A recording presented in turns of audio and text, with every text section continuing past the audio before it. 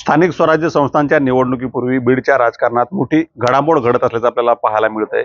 आष्टीचे माजी आमदार भीमराव धोंडे हे आता राष्ट्रवादी काँग्रेसमध्ये अजित पवारांच्या नेतृत्वाखाली प्रवेश करतायत. आपण त्यांच्याशी संवाद साधूया.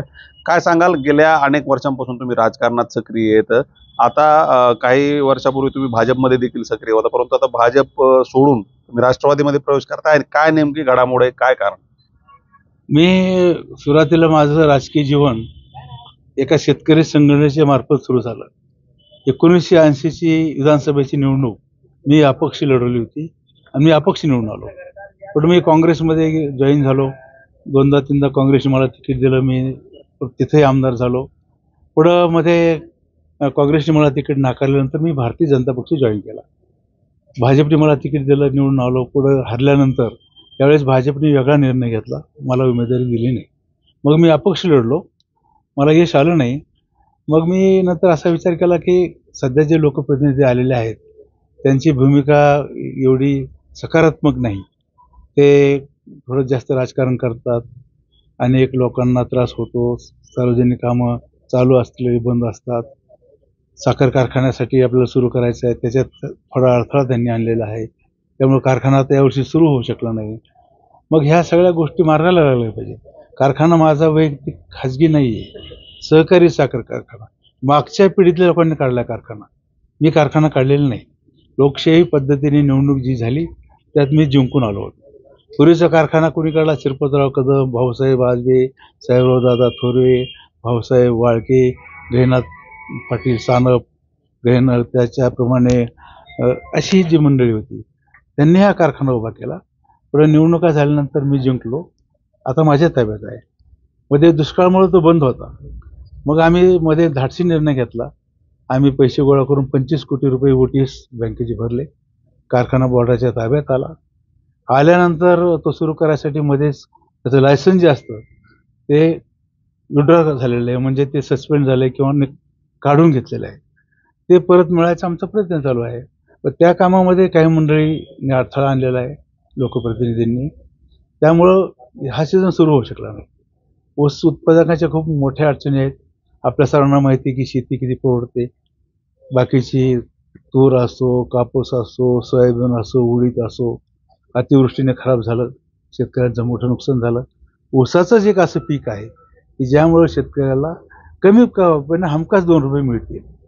आणि मग ऊसाचं क्षेत्र वाढतंय, परंतु कारखाना नाही. कोण कोण खोडा घालतं या सगळ्या ह्याच्यात?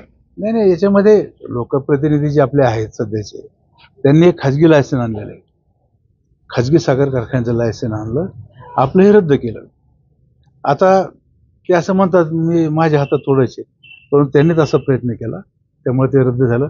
आम्ही आता केंद्र सरकारला विनंती केली की बाबा याला रिन्यू करता येतं आणि मग आम्हाला सुरू करायची परवानगी द्या. आता 4-5 महिन्यापासून मी प्रयत्न करतोय, अजून झालं नाही. राज्याच्या मुख्यमंत्र्यांना सांगितलं, आपले अजितदादांना पण या विषयावर चर्चा झाली आणि केंद्रीय या खात्याचे मंत्री जे आहेत जे कर्नाटक राज्यातले आहेत त्यांना मी कर्नाटकमध्ये जाऊन भेटलो.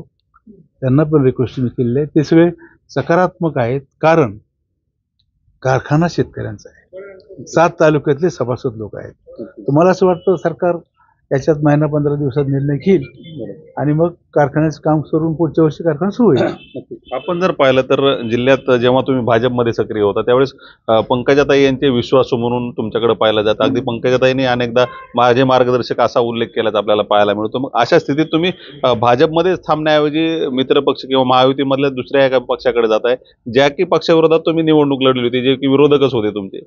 मग हे सगळं कसं, या संदर्भात तुम्ही पंकजाताईंशी चर्चा? पंकजाताईबरोबर माझी चर्चा झालेली आहे आणि पंकजाताईंना आमचा विरोधच नाही ना. आम्ही लोकसभेला त्या उभे असताना 4 महिने मी मतदारसंघात फिरून त्यांचा प्रचार केला आहे. उमेदवारी जाहीर व्हायच्या अगोदर मला तर माहीत नव्हतं प्रीतमताईला उमेदवारी आहे का पंकजाताईला आहे. पण माझा एक स्वभाव आहे कुठली गोष्ट मन लावून करायची. मी 4 महिने फिरत होतो. पुढं प्रीतमताईच्या ऐवजी पंकजाताईला मिळालं. माझ्यासाठी दोन्ही सारख्याच आहेत. खूप काम त्यांचं केलं. आजही त्यांच्याबद्दल माझी काही भूमिका वेगळी नाही, परंतु मला स्थानिक खूप अडचण आहे. स्थानिक भाजपात अडचण? स्थानिक भाजपमधनं अडचण आहे. राज्याच्या मुख्यमंत्र्याला सुद्धा मी कानावर घातलेलं की माझी फार कुचमना त्या ठिकाणी होते, तर मी काय करू. तर त्यांनी माझं म्हणणं 2दा-3दा ऐकून घेतलं पण मग मी नंतर असा विचार केला की बाबा आपलं सोयीचं हे आहे आणि आपण काय महायुतीच्या विरोधी नाही, आपण महायुतीतल्याच एका घटक पक्षाबरोबर चाललेलो आहोत आणि त्यांच्याबरोबर काम करायचं ठरवलेलं आहे.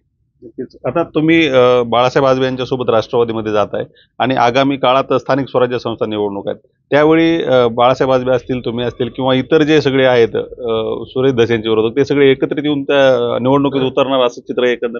आम्ही तसा प्रयत्न करू, परंतु निवडणुका जाहीर व्हायला थोडा वेळ आहे आणि बोलणं चालू आहे. आता बघूया, तसं करण्याचा नक्कीच प्रयत्न करू.